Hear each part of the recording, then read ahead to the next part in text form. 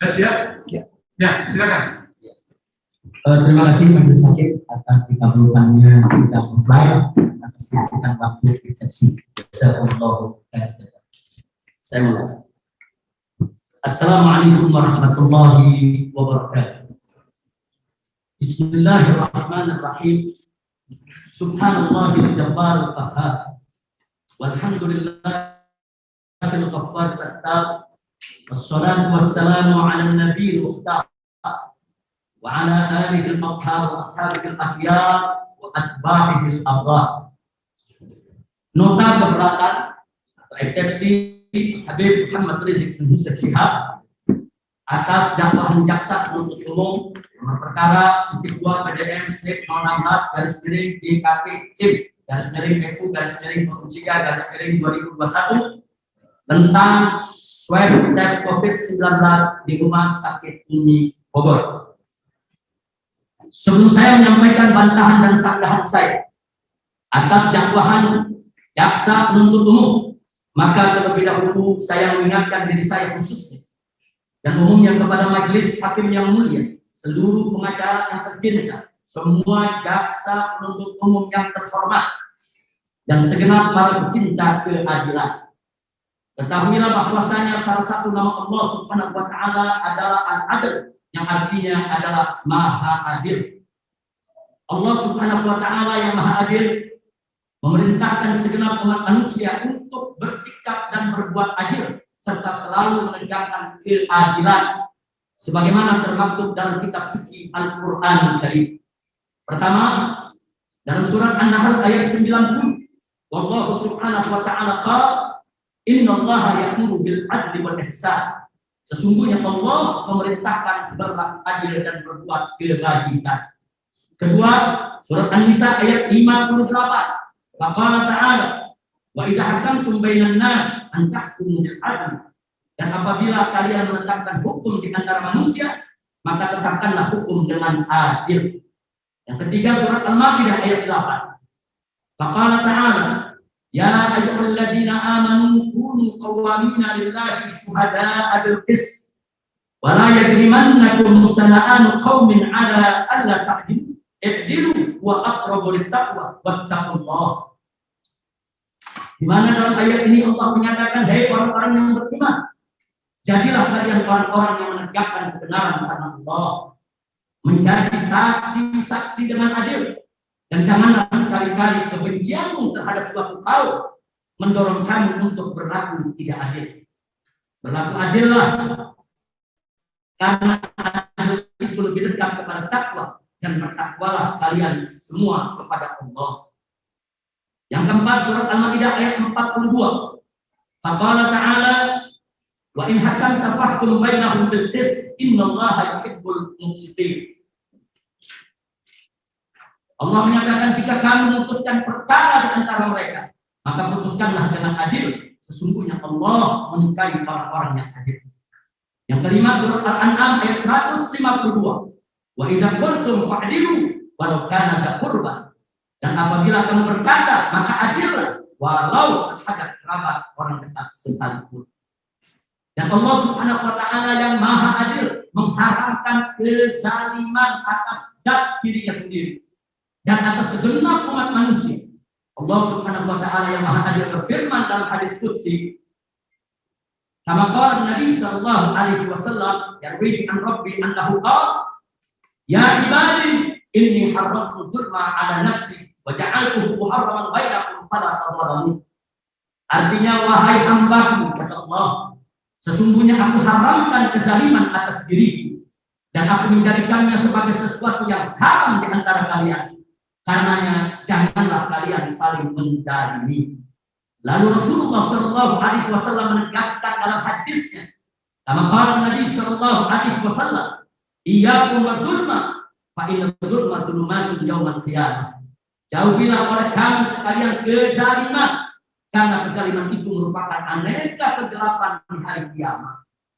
Majelis hakim yang mulia, dalam suatu peristiwa, tatkala ada seorang wanita Quraisy mencuri yang divonis potong tangan oleh Rasulullah sallallahu alaihi wasallam sesuai dengan hukum Allah Subhanahu wa taala, Maka sejumlah pemuka Quraisy mengutus orang yang dicinta Nabi Sallallahu Alaihi Wasallam, yaitu sahabat yang bernama Usamah bin Zaid bin Harithah radhiyallahu taala anhu, untuk menemui Nabi Sallallahu Alaihi Wasallam dan memohon dispensasi hukum agar wanita Quraisy sang pencuri tersebut tidak dipotong tangan. Namun Rasulullah Sallallahu Alaihi Wasallam marah seraya berkata, "Ya Usamah, atas ta'u fi haddin min hududillah." Hei Usamah, adakah kamu ingin memberi maaf atau keringanan atau dispensasi dalam perkara hukum apa yang sudah ditetapkan oleh Allah Subhanahu wa taala?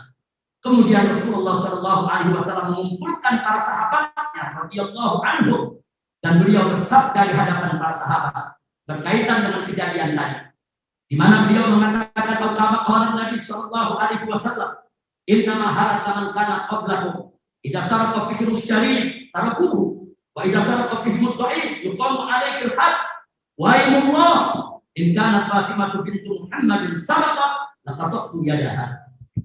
Yang artinya Nabi mengatakan di hadapan para sahabat, sesungguhnya telah binasa umat sebelum kamu lantaran jika di tengah mereka ada seorang yang dianggap mulia terhormat mencuri lalu dia. Tapi jika ada di tengah mereka seorang lemah, wong cilik, rakyat biasa mencuri, maka ditegakkan atas hukum. Kemudian Nabi bersumpah, demi Allah, jika Fatimah putri Muhammad mencuri, niscaya pasti aku akan potong tangannya. Dari hadis sahih ini kita mendapat pelajaran sangat berharga, antara lain satu, betapa pentingnya menegakkan keadilan. Dua, bahwa ketidakadilan hanya akan membawa. Tiga, tidak boleh ada diskriminasi dalam penegakan hukum. Empat, betapa adilnya Nabi kita tercinta Sayyidina Muhammad Sallallahu Alaihi Wasallam. Lima, betapa agungnya dan mulianya kedudukan Sayyidah Fatimah radhiyallahu taala anha, sehingga dijadikan contoh utama oleh Nabi alaihi salatu wassalam untuk memberi pesan bahwasanya jangankan wanita Quraisy yang dianggap terhormat, bahkan Fatimah Az-Zahra sekalipun, semulia-mulianya wanita, pemimpin wanita semesta alam, kecintaan dan jantung hati Nabi Muhammad Sallallahu Alaihi Wasallam. Namun kalau salah tetap harus dihukum. Jadi jelas, justice for all, keadilan untuk semua manusia, siapapun manusianya tanpa memandang agama, suku, golongan, budaya, semua manusia wajib diperlakukan dengan adil. Karenanya saya serukan kepada semua yang mengikuti dan menyaksikan sidang pengadilan ini, termasuk majelis hakim yang mulia yang kami hormati, seluruh pengacara saya tercinta, semua jaksa penuntut umum terhormat, dan segenap para pecinta keadilan. Ayo tegakkan keadilan dan lawan kezaliman. Ingat, hari ini kita kumpul di pengadilan dunia, esok kita akan kumpul di pengadilan akhirat. Siapa ada di dunia, selamat dunia. Siapa zalim di dunia, binasa dunia dan akhirat. Sekali lagi, ayo tegakkan keadilan dan lawan kezaliman. Selanjutnya, saya masuk ke 1 Romawi dan eksepsi yang sudah saya siapkan. Pendahuluan kepada yang mulia majelis hakim, kepada yang tercinta seluruh pengacara dan advokasi saya, kepada yang terhormat semua jaksa penuntut umum, kepada yang istimewa segenap pecinta keadilan. Setelah saya membaca dan mencermati dari balik jeruji sel rutan Mabes Polri, bahkan mendengar pembacaan dakwaan jaksa penuntut umum dalam sidang ini terkait kasus swab tes COVID-19 di Rumah Sakit Umi, Kota Bogor, maka sebagai pendahuluan saya terlebih dahulu menyampaikan keprihatinan yang mendalam atas dakwaan jaksa penuntut umum yang penuh dengan fitnah dan tuduhan keji terhadap saya dan menantu saya yang bernama Habib Muhammad Hanif Alatas, juga terhadap Direktur Utama Rumah Sakit Umi Dr. Andi Atta. Majelis Hakim yang mulia, pada tanggal 10 November 2020, saya dan keluarga tiba di Bandara Soekarno-Hatta, Cengkareng. Di pintu pesawat, paspor kami dan surat bebas COVID dari otoritas Saudi diambil salah seorang petugas bandara untuk diurus keimigrasian. Namun kami tidak bisa mengikuti petugas tersebut karena dari depan pintu pesawat sudah penuh dengan massa penjemput. Dan di dalam gedung bandara yang kami lalui dipadati ribuan massa. Sementara di luar gedung bandara sudah menunggu jutaan massa penjemput. Akibatnya, kami tidak bisa lagi bertemu dengan para petugas bandara. Sehingga kami tidak pernah mendapat penjelasan tentang pandemi dari pihak bandara, baik secara lisan maupun tulisan. Baru satu pekan berikutnya, itu sekitar tanggal, maaf di sini ada perbaikan, tertulis halaman 4 tanggal 16 salah ketik. Sekitar tanggal 17 November 2020.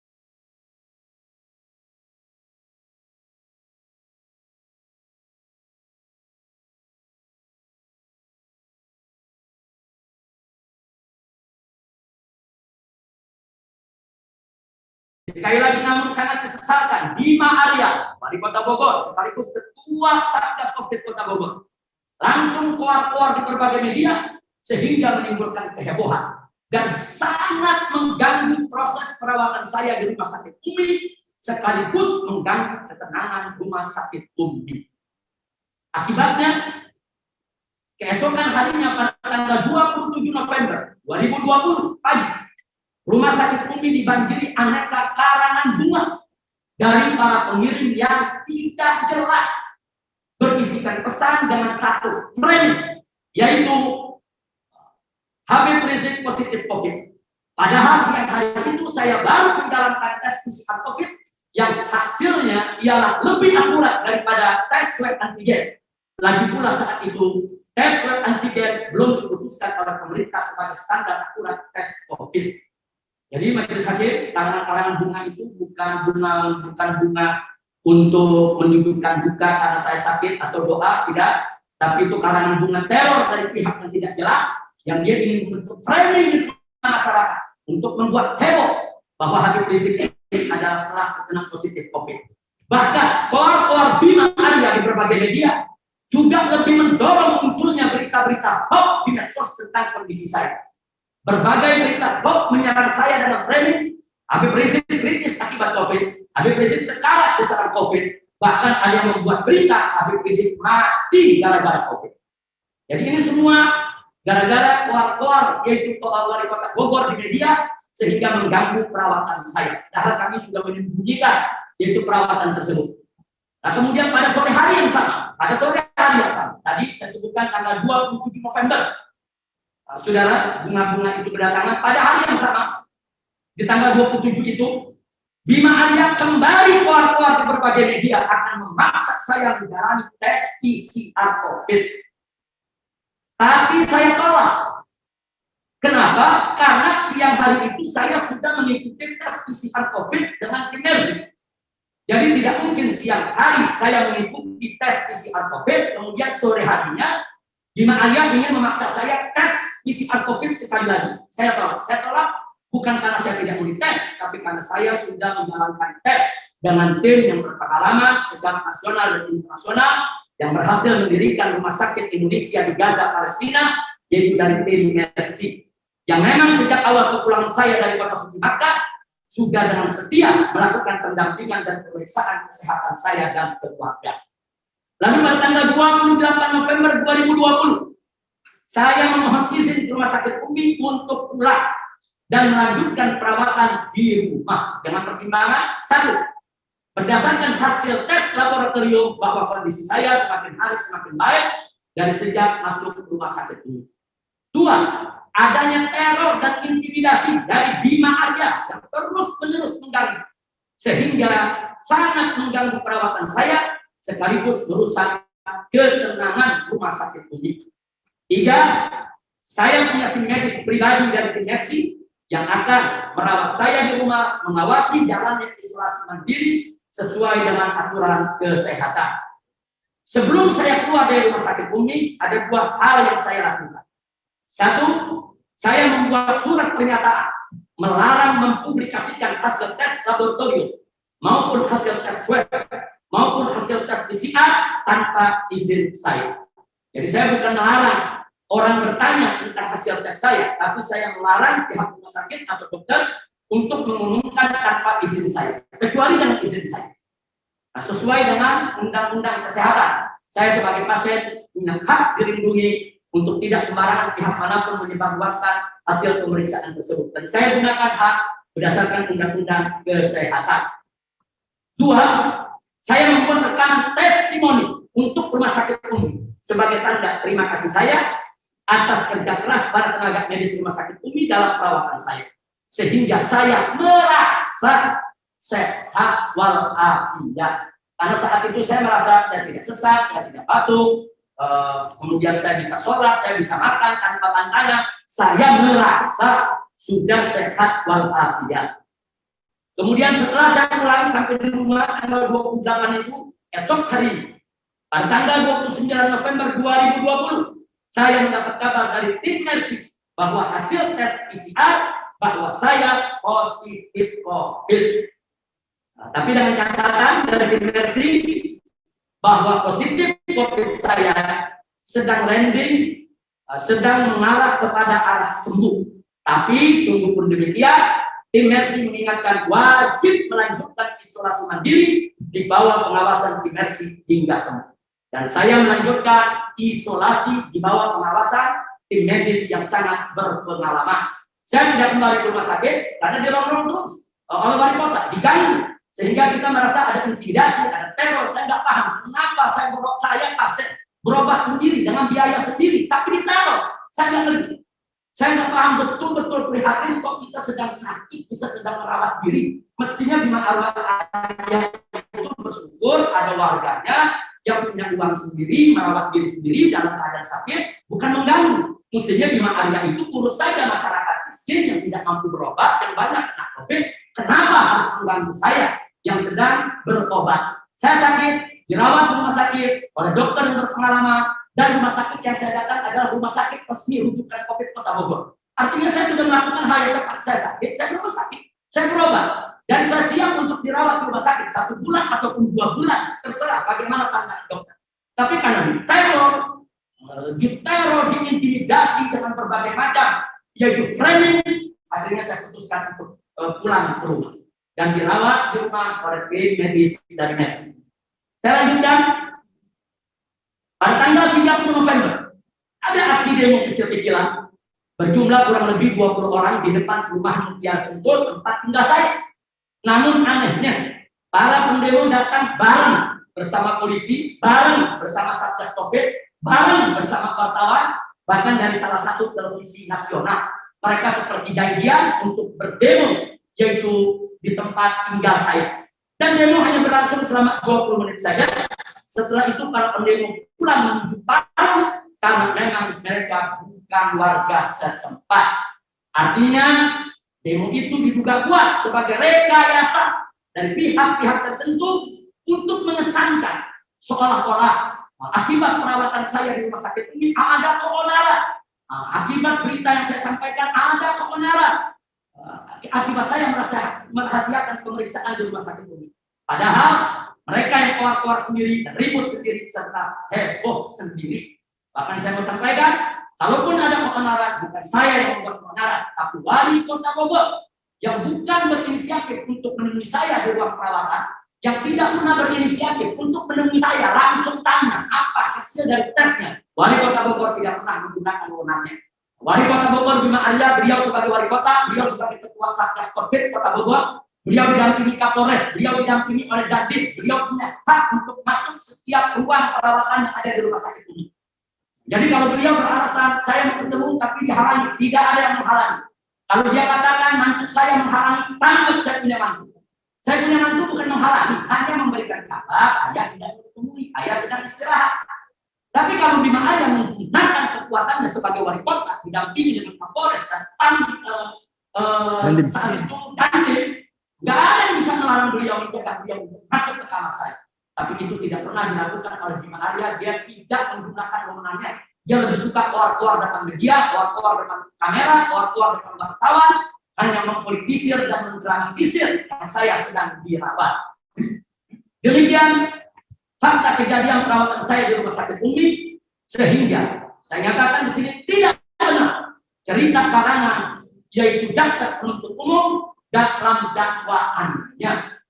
Jaksa penuntut umum dalam dakwaannya banyak bercerita ngarang bebas, ngarang-ngarang yang saya sendiri tidak pernah alami itu, saya tidak pernah tahu keterangan dari mana. Nanti akan kita bacakan dalam bantahan dan sanggahan kepada setiap dakwaan. Nah, di sini saya ingin tegaskan, satu, bahwa hasil tes swab antigen saya dan istri pada tanggal 23 November adalah reaktif, bukan positif COVID. Dua, bahwa pada bulan November 2020, sekali lagi, pada bulan November 2020, tes swab antigen belum jadi tes standar COVID. Sehingga hasil tes swab antigen pada bulan November 2020 yang saya dapat dari istri saya belum bisa dijadikan dasar untuk memutuskan positif COVID. Tiga, bahwa tes swab antigen baru disahkan sebagai tes standar COVID-19 melalui Surat Keputusan Menteri Kesehatan RI nomor HK-01.07 Menkes /446 2021 tanggal 8 Februari 2021. Jadi pada saat saya dirawat bulan November, tes swab antigen belum menjadi standar ukur untuk menentukan COVID. Baru pada tanggal 8 Februari 2021 ada keputusan Menteri yang menjadikan tes swab antigen sebagai tes standar COVID. 4. Bahwa saya dan istri jalani tes PCR tanggal 27 November 2020 di Rumah Sakit Umi di bawah bantuan tim Mercy dan pengawasan mereka. Dan tanggal 28 November 2020 kami sudah keluar dari Rumah Sakit Umi dengan alasan yang sudah kami sebutkan tadi. Karena kami mengalami teror dan intimidasi dari wali kota Bogor dan gerombolannya. Kemudian pada tanggal 29 November setelah kami ada di rumah kami di Sentul, kami dapat kabar dari tim Mercy bahwa kami positif COVID, sehingga harus lanjut isolasi mandiri lagi, dan kami pun jalan isolasi mandiri di bawah pengawasan tim Mercy. Jadi saya sampaikan di sini, Majelis Hakim yang mulia, dari tanggal 17 November kami sudah melaksanakan isolasi mandiri setelah dapat keterangan dari imigrasian. Kemudian kami dirawat di rumah sakit. Setelah itu keluar dari rumah sakit, kami lanjut lagi isolasi. Jadi kami masih tetap dalam proses isolasi mandiri, tidak bertemu orang. Bahkan cucu saya sendiri walaupun serumah tidak boleh bertemu dengan saya. Kita pisahkan betul-betul, kita pisah. Semua, saya punya cucu, saya punya anak, tidak boleh bertemu dengan saya. 5.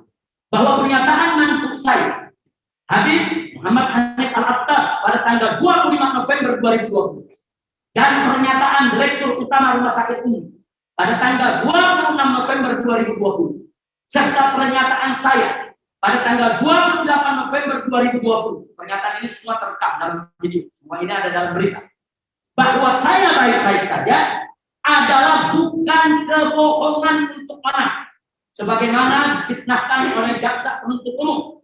Di pada saat mantu saya mengatakan saya baik-baik saja, pada saat Direktur Umi mengatakan saya baik-baik saja, pada saat saya mengatakan saya baik-baik saja, kami tidak sedang melakukan kebohongan untuk melakukan kebenaran. Akan tetapi yang kami sampaikan adalah berita benar sesuai dengan dohir yang saya rasakan dan sesuai hasil pemeriksaan rutin setiap hari. Setiap pagi kami diambil darah, setiap pagi kami diperiksa jantung, setiap pagi diperiksa yaitu gula darah kami. Setiap pagi suster datang terus memeriksa kami. Ada pemeriksaan rutin sehingga tiap hari kita bisa lihat perkembangan bahwa kondisi kita semakin baik. Dan saya rasa juga Pak, bahwa saya makin segar, saya makin enak, saya makin sehat. Makanya saya katakan kami baik-baik saja. Jadi di sini saya katakan sekali lagi bahwa pernyataan kami saya baik-baik saja adalah bukan kebohongan untuk benar, akan tetapi berita benar sesuai dengan dohir yang saya rasakan dan sesuai hasil pemeriksaan rutin setiap hari di Rumah Sakit Umi, di mana semakin hari semakin baik dan segar. Lagi pula saat itu belum ada hasil tes PCR sehingga belum ada satu pihak pun yang bisa memvonis kami positif COVID. Jadi saya di rumah sakit sampai tanggal 28. Saya baru tahu tes COVID hasilnya tanggal 29. Kita sudah pulang ke rumah. Artinya selama kami di rumah sakit, manakala saat kami memberikan pernyataan, belum ada putusan kalau kami menderita positif COVID. Maaf majelis hakim yang mulia, di halaman 6 ini yang dipegang oleh majelis hakim hanya ada 5 poin, tapi di pembaruan kami ada 10 poin. Nanti insya Allah besok pagi para penasehat hukum akan membawakan yang lengkap berikut soft copy, berikut soft copy-nya untuk disampaikan ke majelis hakim yang mulia. Insya Allah malam ini disiapkan agar besok pagi bisa diserahkan dengan perbaikan. Terima kasih majelis hakim. Senin. Hari Senin. Ya, kita mohon izin nanti sama saya. Baik, kita lanjutkan poin ke-6. Bahwa andai pun, sekarang saya pakai pengandaian, bahwa andai pun, saya garis bawahi, andai pun berarti belum terjadi. Bahwa andai pun saya di rumah sakit ini sudah positif COVID, lalu saya rahasiakan untuk menenangkan kerabat dan sahabat, maka itu pun bukan kebohongan. Sesuai amanat Presiden Jokowi di awal pandemi, rekamannya beredar luas bahwa nama-nama pasien COVID harus dirahasiakan. Itu amanat yang diucapkan oleh Bapak Presiden Jokowi di awal pandemi. Siapapun masyarakat yang terkena COVID, nama-namanya harus dirahasiakan. Tidak boleh diumumkan tanpa izin pasien yang bersangkutan. Dan saya pegang betul akan disampaikan oleh Bapak Presiden dalam soal ini. Nah kemudian, kalau Bapak Presiden sudah mengamanatkan pasien COVID harus dirahasiakan, lalu kenapa justru saya dipaksa untuk mengaku COVID? Padahal saat saya dirawat saya belum COVID. Andai kata pun sudah COVID, tidak boleh dipaksa untuk mengumumkan. Dilindungi oleh undang-undang kesehatan.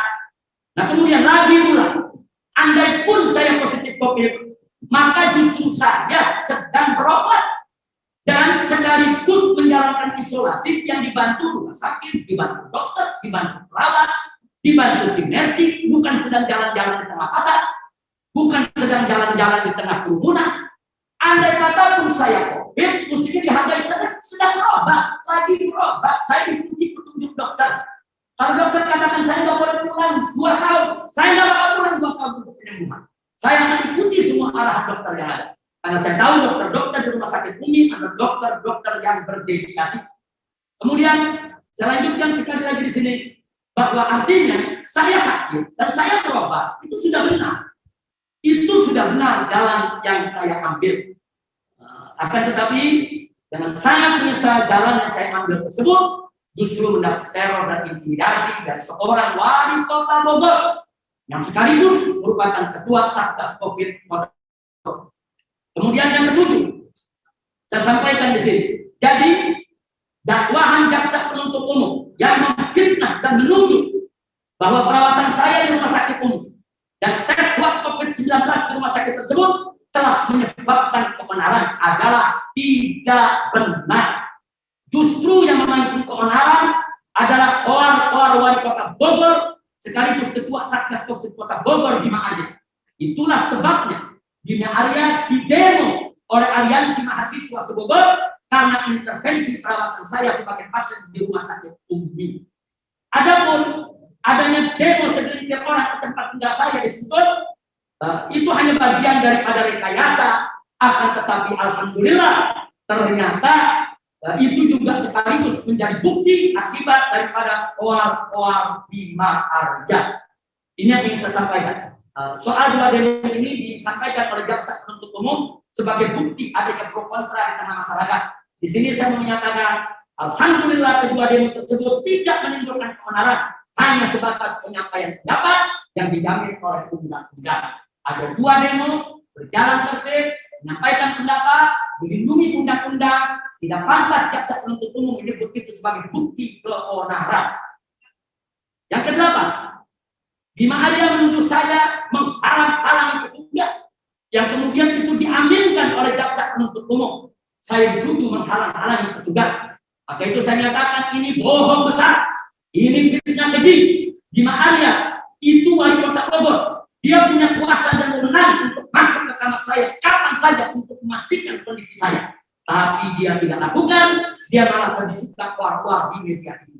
Kami tidak pernah menghalangi Bima Arya untuk masuk ke kamar rawat kami. Kami tidak pernah menghalangi Satgas Covid Kota Bogor. Tapi faktanya mereka tidak pernah masuk ke kamar saya. Mereka tidak pernah bertanya kepada saya.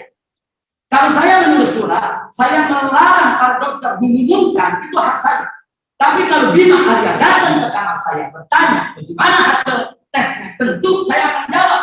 Karena beliau adalah ketua daripada Satgas Covid Kota Bogor, tapi itu tidak dilakukan oleh seorang Bima Arya. Kesembilan, bahwa andai pun, sekali lagi saya menggunakan pengandaian, andai pun saya dirawat di rumah sakit UMI karena positif COVID, mestinya Bima Arya tidak mengganggu. Mestinya dia bersyukur ada warganya yang bisa berobat sendiri dan mandiri. Mestinya dia harusnya lebih fokus kepada masyarakat Demak yang kena COVID di Bogor yang banyak belum tertangani. Kenapa justru mengganggu perawatan besar? Yang terakhir ke-10 dari halaman 6 ini, kesimpulannya yang ingin saya sampaikan di sini bahwa perawatan saya di rumah sakit UMI dan tes swab COVID-19 di rumah sakit UMI bukan kejahatan, tapi itu merupakan perawatan dari seorang pasien yang sedang sakit. Kalau seorang pasien sedang sakit dirawat perawatan di rumah sakit Cianjur kejahatan, maka itu satu musibah besar bagi tatanan hukum di Republik Indonesia yang kita cintai. Jadi sekali lagi saya nyatakan, perawatan saya di rumah sakit UMI bukan satu kejahatan, akan tetapi merupakan upaya untuk menyembuhkan diri. Dan itu sejalan dengan himbauan pemerintah agar kita mengobati diri kita, apalagi di musim pandemi semacam ini. Penyakit sekecil apapun wajib untuk segera kita berobat. Baik, kita masuk dua remaja. Dengan judul kriminalisasi pasien, dokter dan rumah sakit.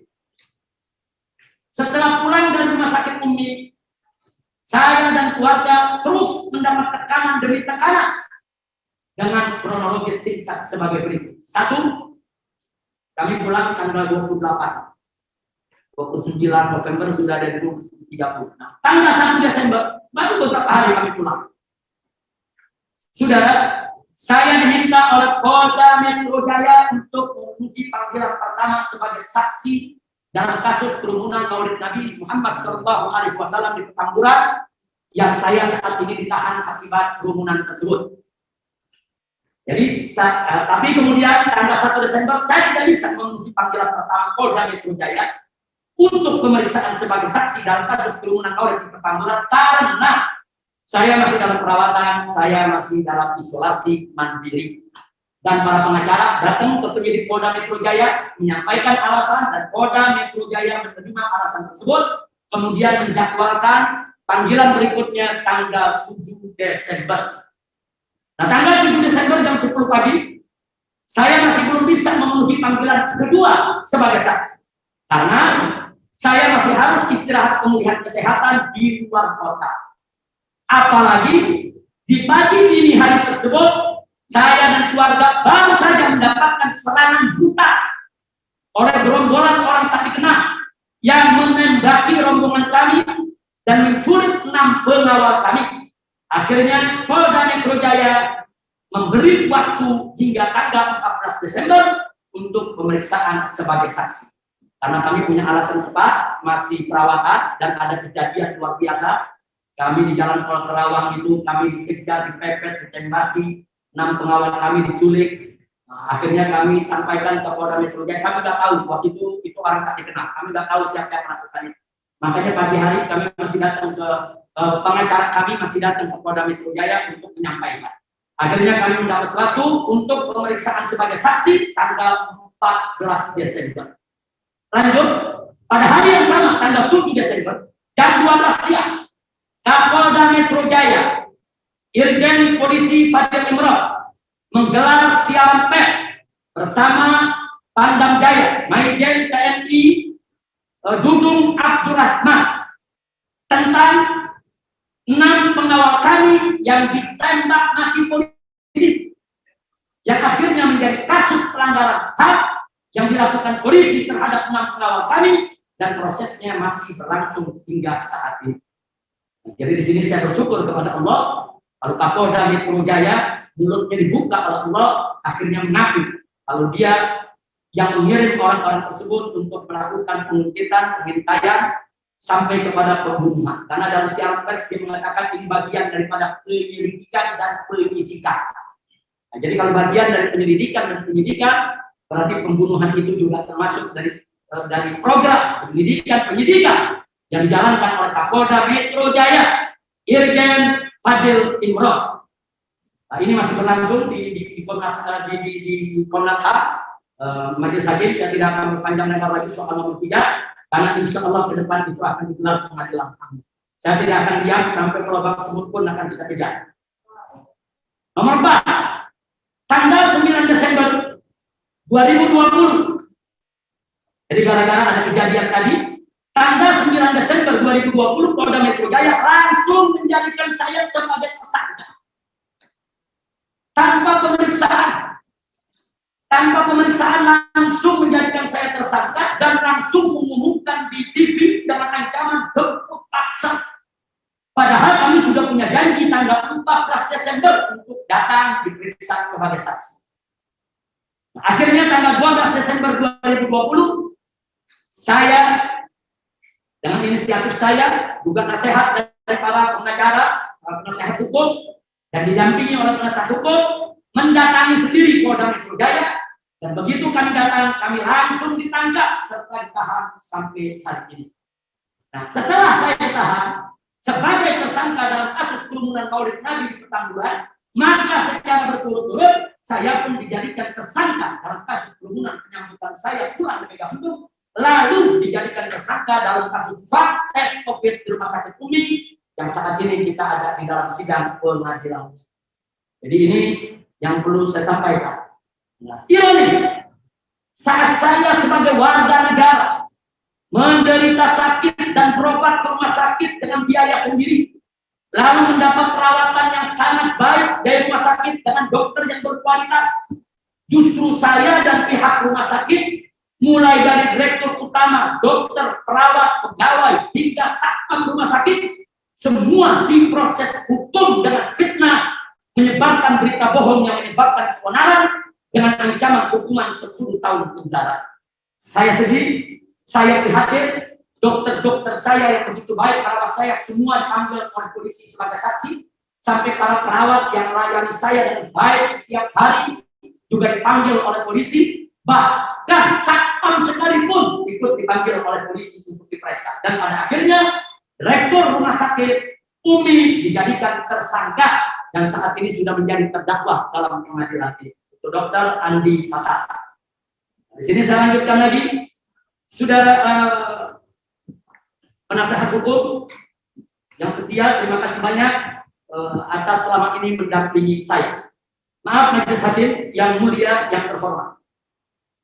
Saya ulangi, ironis, saat saya sebagai warga negara menderita sakit dan berobat ke rumah sakit dengan biaya sendiri, lalu mendapat perawatan begitu sangat baik dari rumah sakit, dokter yang berkualitas, justru saya dan pihak rumah sakit, mulai dari direktur utama, dokter, perawat, pegawai, hingga satpam rumah sakit, semua diproses hukum dengan fitnah menyebarkan berita bohong yang menyebabkan keonaran dengan ancaman hukuman 10 tahun penjara.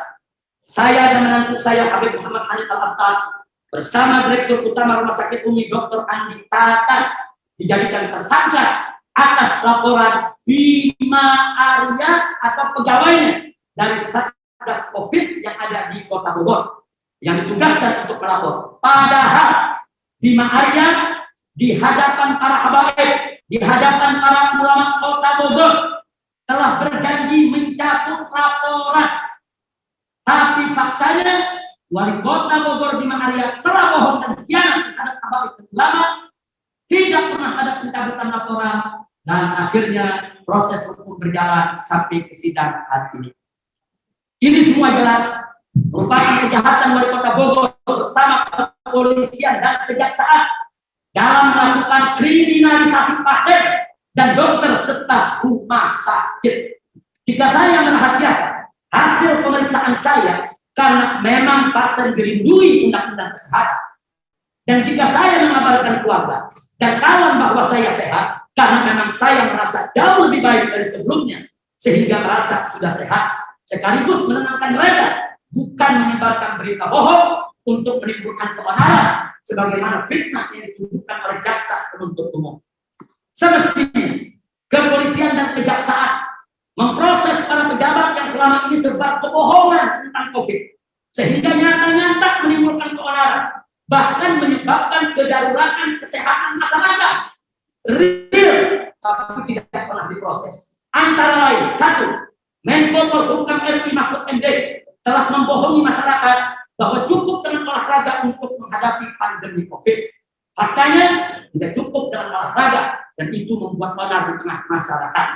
Bohong membuat onar. 2. Menko Maritim Luhut Binsar Panjaitan telah membohongi masyarakat bahwa virus corona tidak kuat dengan cuaca Indonesia, sehingga banyak masyarakat percaya karena yang bicara adalah pejabat negara Menko. Saudara, akhirnya masyarakat tidak menghindarkan diri dari penularan pandemi sehingga terjadi kedaruratan kesehatan masyarakat. Jadi Menko Maritim Luhut Binsar Panjaitan bohong dan menimbulkan onar. 3. Menko Perekonomian RI Erlangga membohongi masyarakat dengan menyatakan bahwa corona tidak akan masuk ke Indonesia. Masyarakat kecil percaya dengan ucapan seorang yang begitu tinggi kedudukannya sebagai seorang Menko, tapi faktanya COVID tetap masuk ke Indonesia. Menko Perekonomian RI telah membohongi masyarakat dan akhirnya menimbulkan keonaran, bahkan menyebabkan kedaruratan kesehatan masyarakat. Dan yang keempat, mantan Menteri Kesehatan RI Terawan juga telah membohongi masyarakat dengan pernyataannya bahwa orang sehat ada COVID tidak perlu masker dan yang sakit pun akan sembuh sendiri sehingga tidak perlu diobati. Dan ini semua pernyataan yaitu tersebar di media sampai rakyat kecil di pedesaan pun tahu, dan akibatnya ketika pernyataan ini keluar banyak orang yang pakai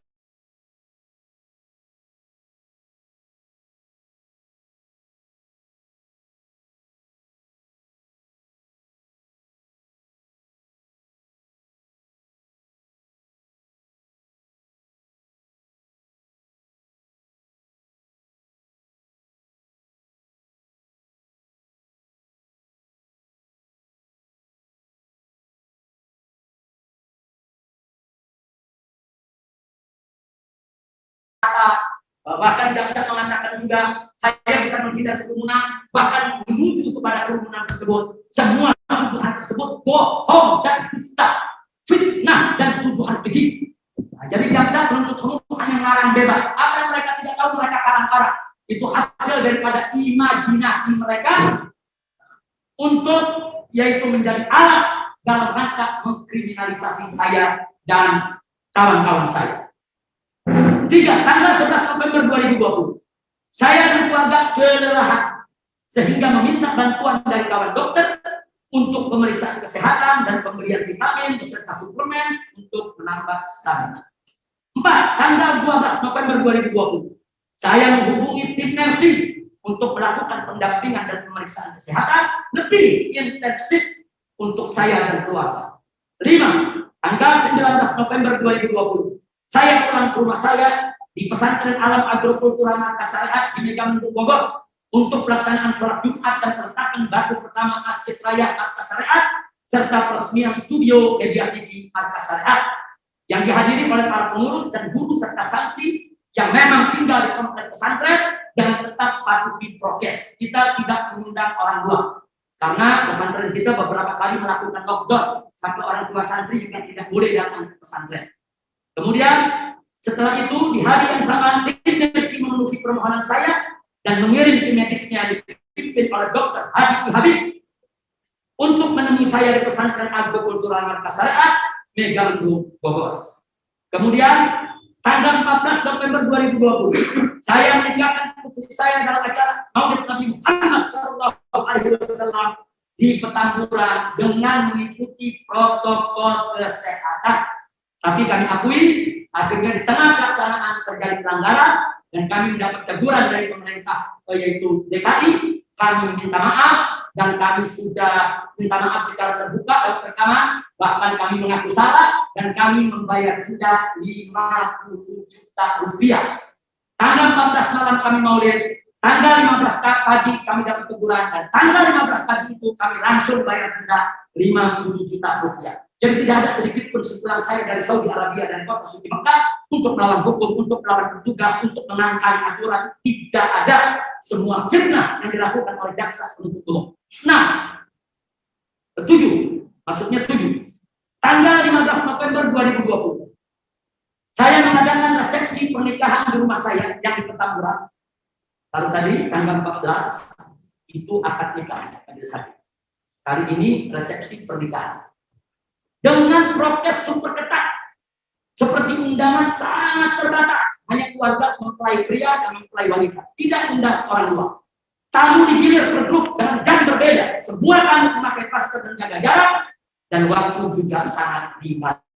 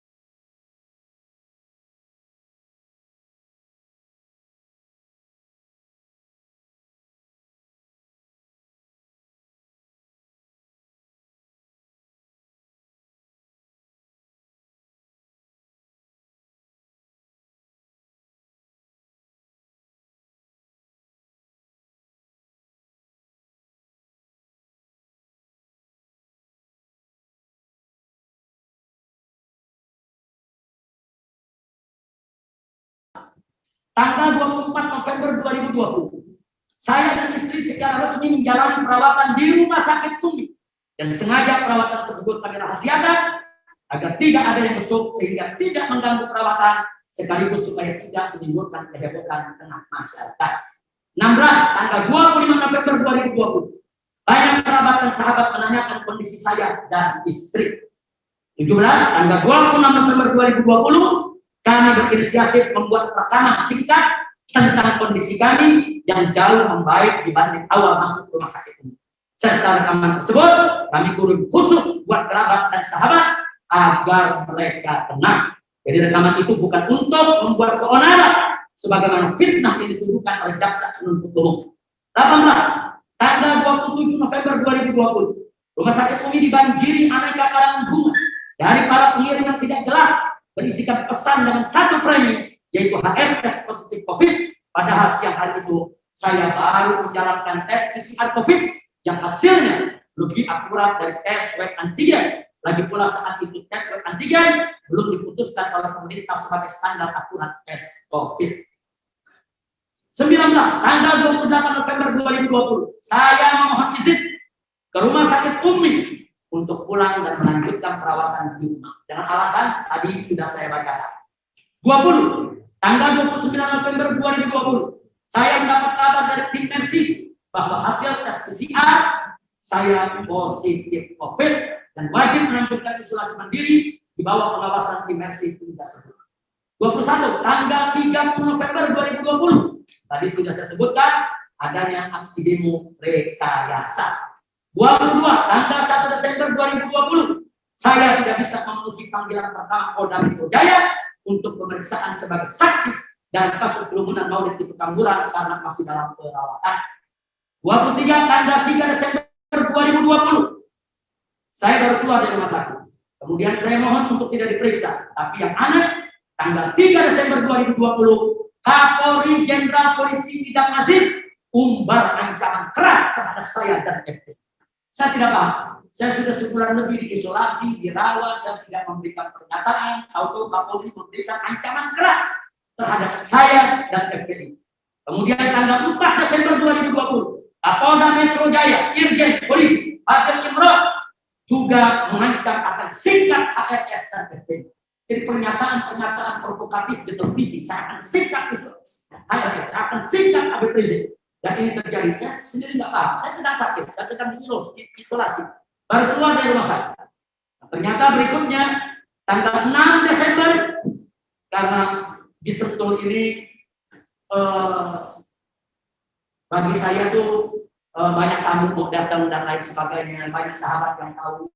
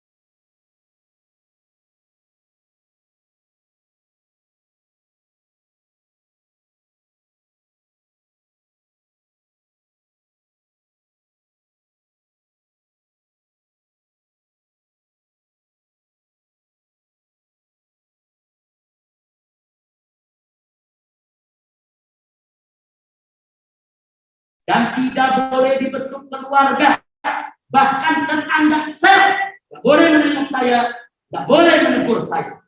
Bahkan para petugas yang ada di sel, penjaga penjara, tidak boleh mengajak ngobrol saya. 1 bulan saya betul-betul diisolasi. Itu saya katakan di sini tidak betul.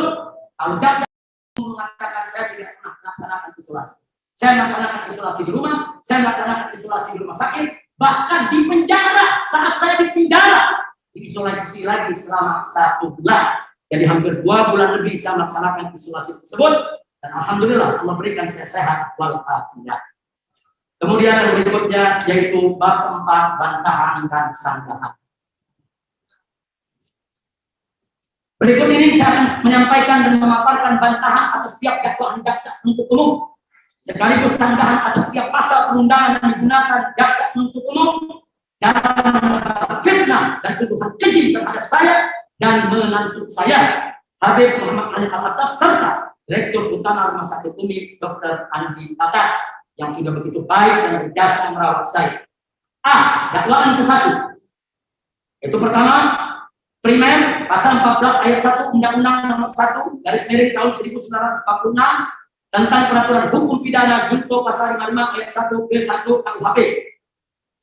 Dengan pasal 14 ayat 1 Undang-Undang Nomor 1 1946 ini, jaksa penuntut umum memfitnah saya dan menantu saya serta memfitnah dirut Rumah Sakit Umi, melakukan dengan sengaja penyiaran atau pemberitahuan berita bohong yang menimbulkan keonaran di kalangan rakyat dengan ancaman penjara 10 tahun, lalu diikat dengan pasal 55 ayat 1 ke 1 KUHP. Jaksa penuntut umum ingin menguatkan fitnah dan tuduhan kejinya bahwa kami telah melakukan atau menyuruh atau turut serta dalam kejahatan pidana. Di sini saya nyatakan dengan tegas bahwa saya dan menantu saya Habib Muhammad Ali Al-Attas serta Direktur Utama Rumah Sakit Umi Dr. Andi Tata terkait kondisi kesehatan saya saat dirawat di Rumah Sakit Umi, kami tidak berbohong atau menyiarkan berita bohong, apalagi melakukan keonaran di kalangan rakyat. Justru yang kami sampaikan kepada kerabat dan sahabat serta masyarakat adalah perkembangan kesehatan yang semakin hari semakin baik dengan bukti hasil tes laboratorium yang dilakukan secara rutin, sekaligus untuk menenangkan publik, bukan untuk membuat keonaran.